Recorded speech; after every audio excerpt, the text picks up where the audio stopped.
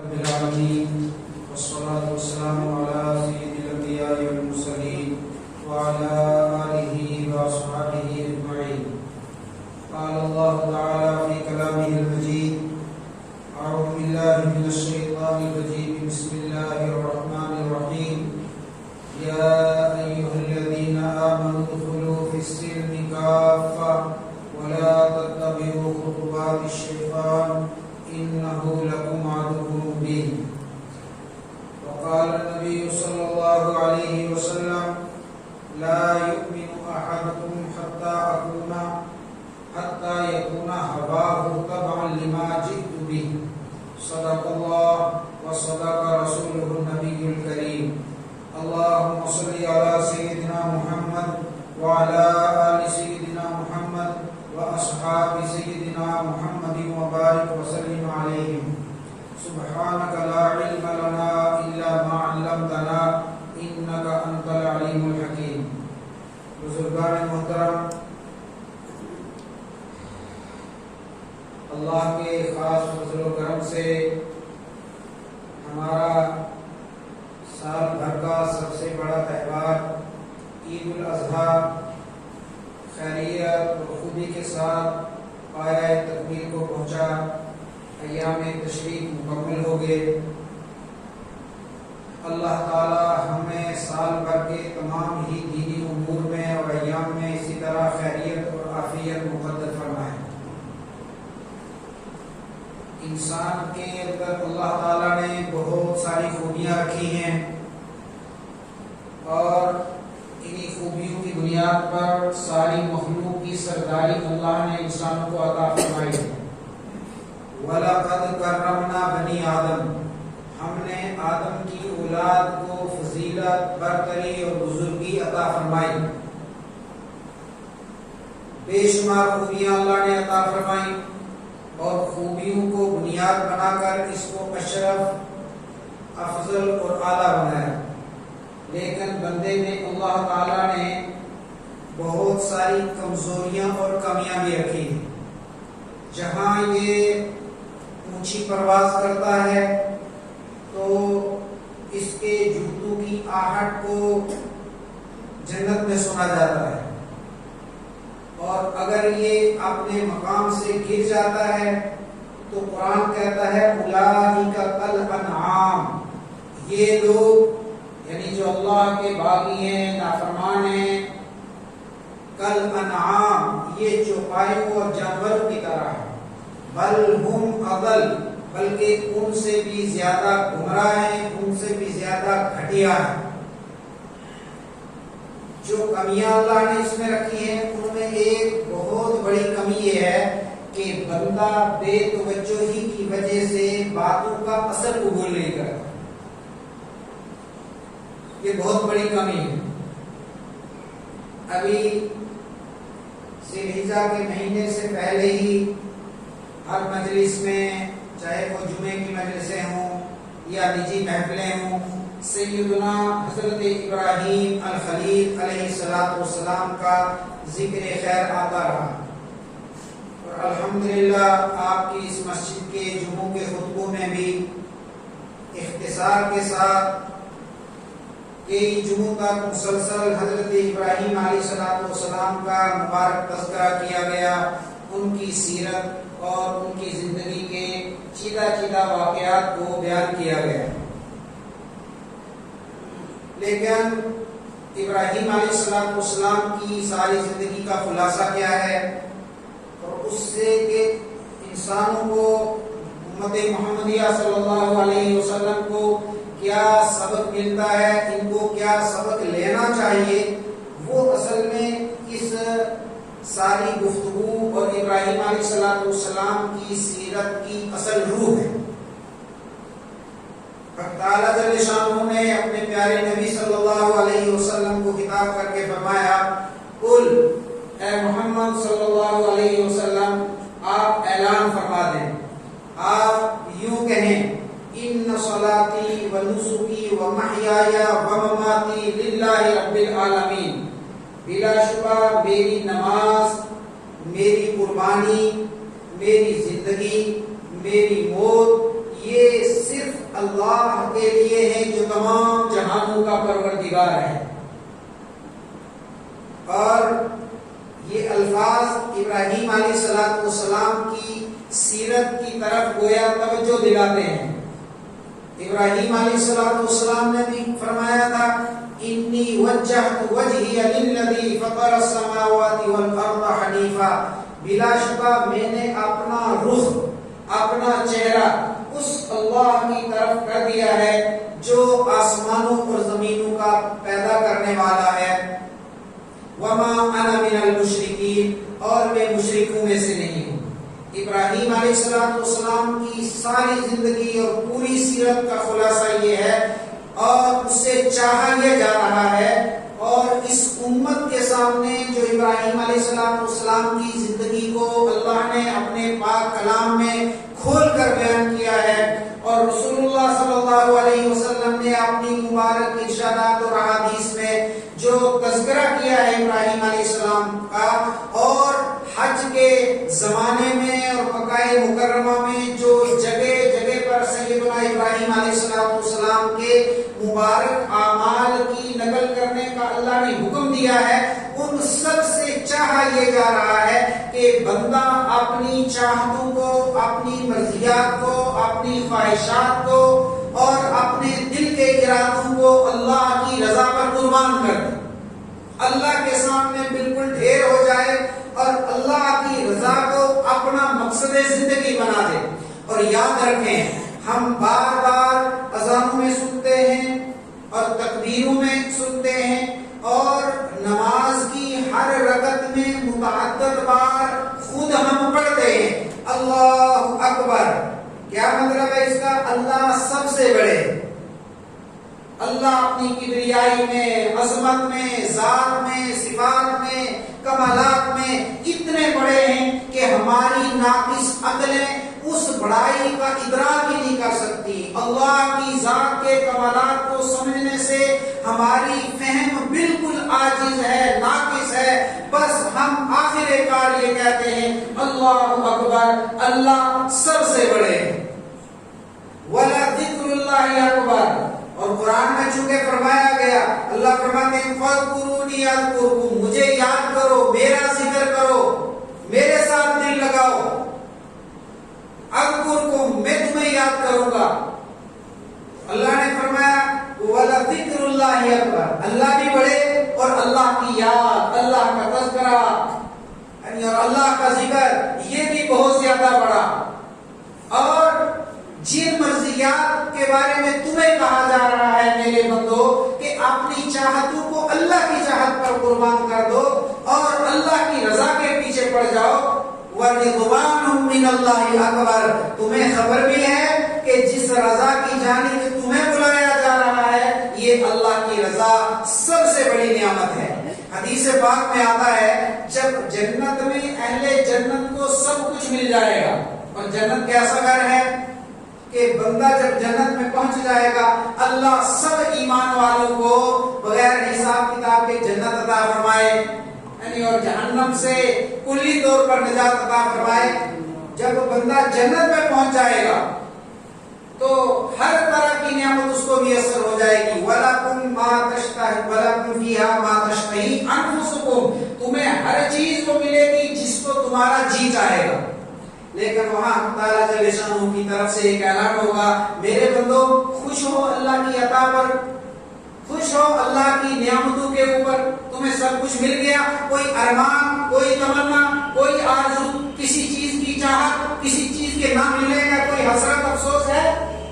سب کہیں گے کہ بھائی اللہ آپ نے وہ کچھ ہمیں دیا ہے کہ ہم تو سوچ بھی نہیں سکتے تھے، ہم کہاں اس قابل تھے، یہ تو اللہ آپ کا کرم ہے، آپ کی عطا ہے۔ تو تعالیٰ جل شانہ ارشاد فرمائیں گے کہ نہیں، ایک نعمت ابھی ایسی ہے جو میں نے تمہیں عطا نہیں کی ہے۔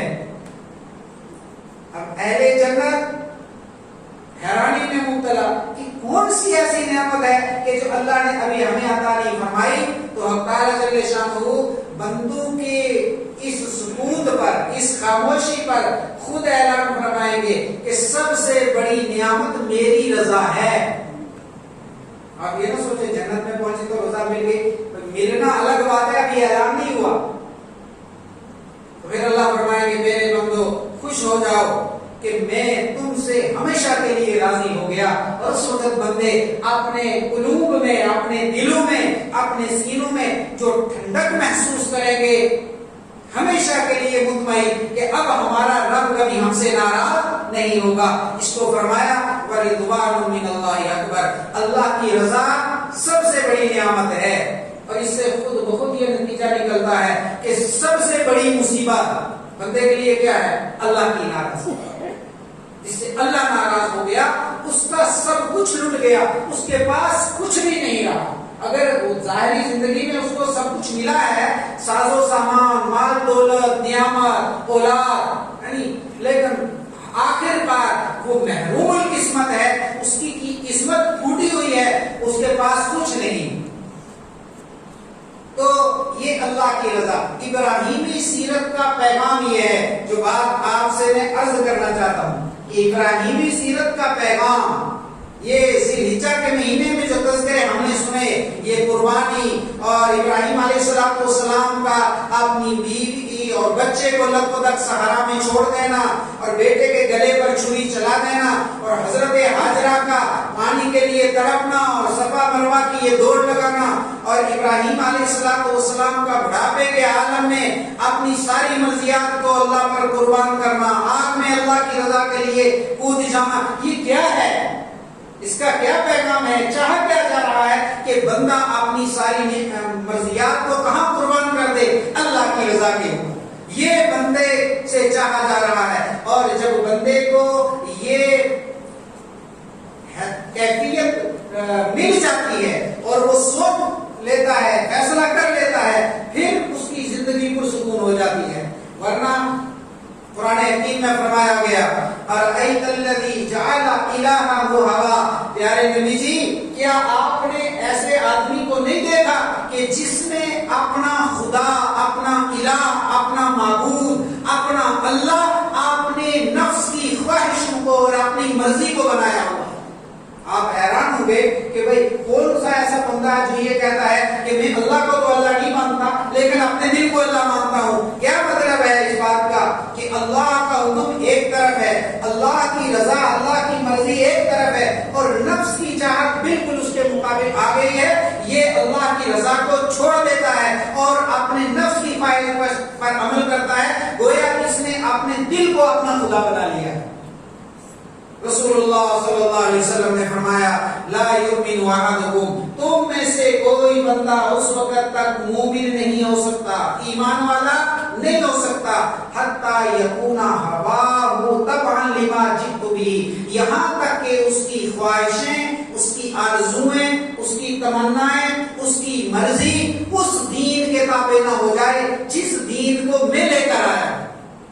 کیسے پتا چلے گا کہ بندہ اپنی مرضی کو، اپنے دل کو خدا مانتا ہے، اپنی چاہتوں کو اس نے معبود بنایا ہوا ہے، یا یہ اللہ کو الہ اور معبود مانتا ہے؟ یہ پتا چلے گا جب اللہ کی رضا اور نفس کی خواہش ایک دوسرے کے مد مقابل آئیں گی اور بندہ فیصلہ کرے گا. اگر اللہ کی رضا پر اپنی مرضی کو قربان کرتا ہے، اگر اس کو بظاہر ناکامی بھی نظر آتی ہے، ابراہیم علیہ السلام کو یہ پتا ہے یہ آگ ہے اور اس کا کام جلانا ہے، لیکن اللہ کی رضا کی خاطر آگ میں کود گئے.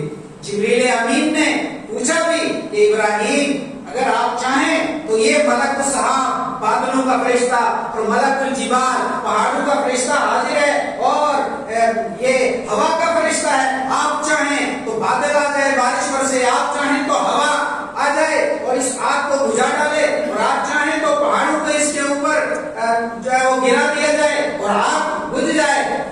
تو ابراہیم علیہ السلام نے فرمایا نہیں، میرے رب کو کی رضا اگر یہ ہے کہ خلیل جلے، مجھے میری نظر تو اپنی چاہت پر نہیں، مجھے اپنی زندگی نہیں چاہیے، مجھے میرے اللہ کی رضا چاہیے.